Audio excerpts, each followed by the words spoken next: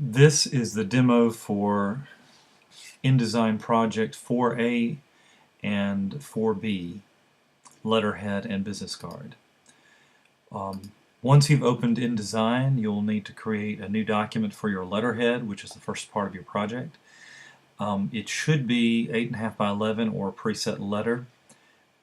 Facing pages off, master text frame off, and obviously the orientation should be portrait, and half-inch margins all around per your instruction sheet.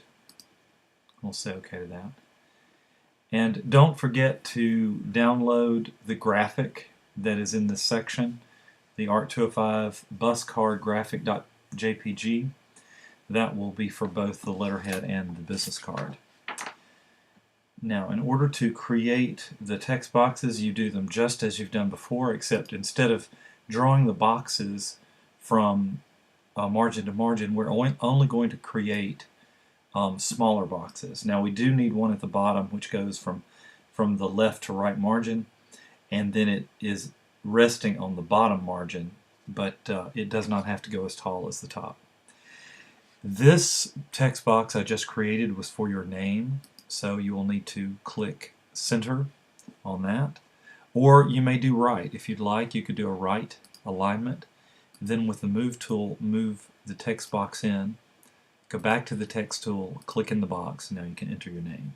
So I'll put my name, and you may put it as all capital letters or upper and lower, however you feel. Again, I'm allowing you to be the designer as far as the format of the type. The font for your name will certainly make it 14 point, but again, that can be adjusted in case you have to make your name smaller or larger depending on the space.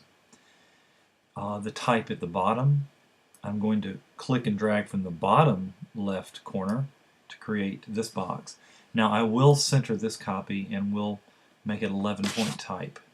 So I'll just use the down arrow in the type size. And I'm thinking that I'll use something like a Helvetica. Now notice that when I had times, I could just highlight the word times and then type in the first few letters of a font that I know, and then I'm using the down key, the down arrow key on the keyboard to go to another font. Then if I hit the tab key, it will go to the next selector, which is the style of the font. I think I'm going to just let's do a regular. And then once I've done that, I hit the return key to accept it. Then you'll type in your address, and I'm just going to put in any address right now. You may wish to put your correct address or a bogus address just for the exercise. If you're going to put your real address, you might want to keep this file handy and redesign it as you go along to get yourself an actual letterhead that you could send out to a printer. Again, that bullet is option 8 with a Macintosh keyboard. If you're on an IBM, that will not work. I believe it's Control plus 0149. There's a character map on the IBM that you can use. And here I'll just use Clinton. And there should really be a comma there, but I'm not going to worry that Mississippi College's zip code is the 08.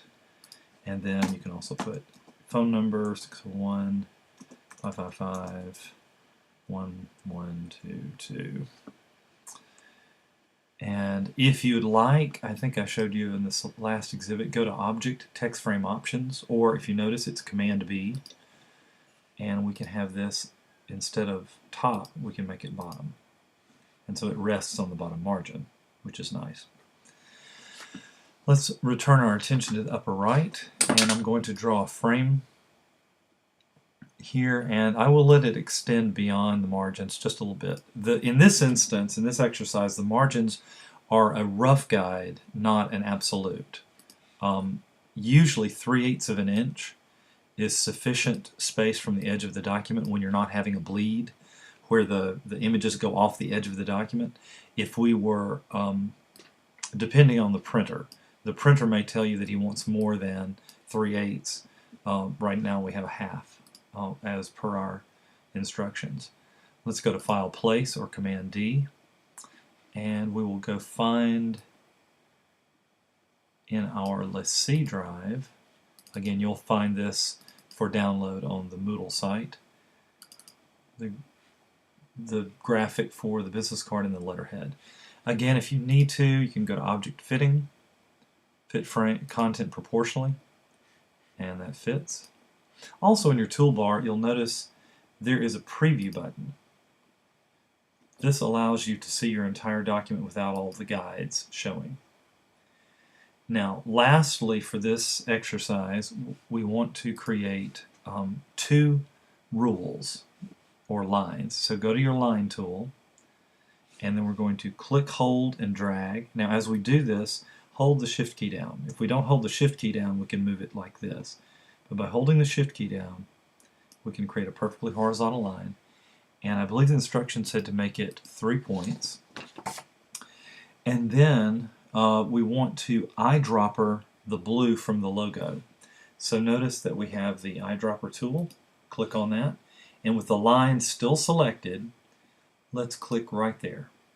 Notice how the line is now changed. And the eyedropper went from being empty to being full. So this tool is now loaded with the blue. And if we wanted to apply it somewhere else, we could do that as well. Let's click back on the line tool. And you could make a copy of this line, or if you'd like, it's probably just as easy to draw another one just below that blue one from margin to margin.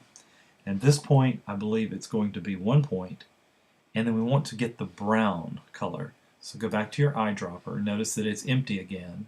When you switch back and forth, it empties the eyedropper, and then we'll click that.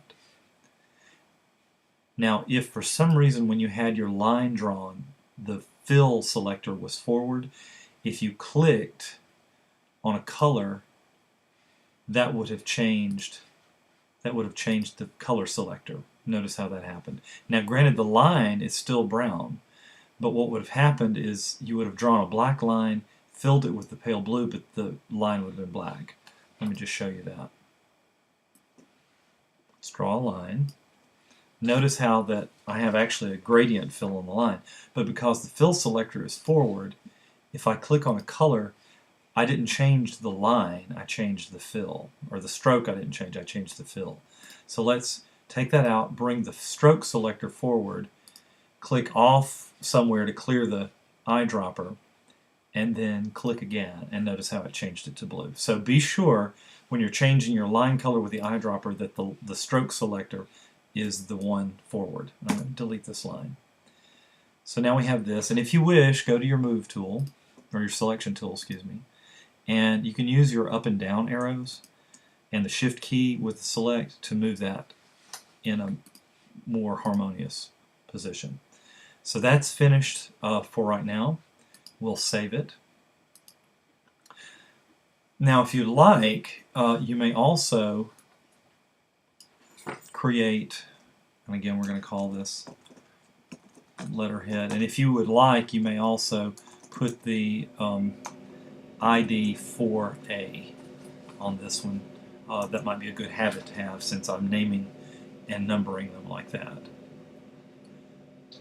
Now, one thing you can do before you create a PDF is, if you'd like, create another frame tool right in the middle, and then get a photo of yourself or something you're interested in. This is a bit of extra credit that's not on your sheet. I'm just going to grab the logo again, right here, and then I'm going to go to Object, Fitting, Fit Content Proportionally. So now it's stretched it. But rather than leaving it full opacity, notice that there's this little checkerboard tool. That's the opacity. And you can change this also under Effects. But I'm going to bring this down to about 15%. Now notice that this is now like a watermark. So I would like you to find a photo of yourself or something, some interest you have, create a frame in the middle, and then place that picture there, and then make the opacity 15%. Again, if you don't see the opacity there, you can find that pretty much anywhere, especially here in the effects. You can go to your gradients, your transparency would be here. So you can change your transparency for your object in this window as well. I've never understood why they call it opacity in one place and transparency in the other. Seems rather confusing. But you can do that either in the control panel window or in the object effects transparency. So once you're happy with your layout, again, save again. If you haven't already saved, then give it a name. And then we'll export it. That's the letterhead PDF. Crop marks, registration marks, turned on. High quality print.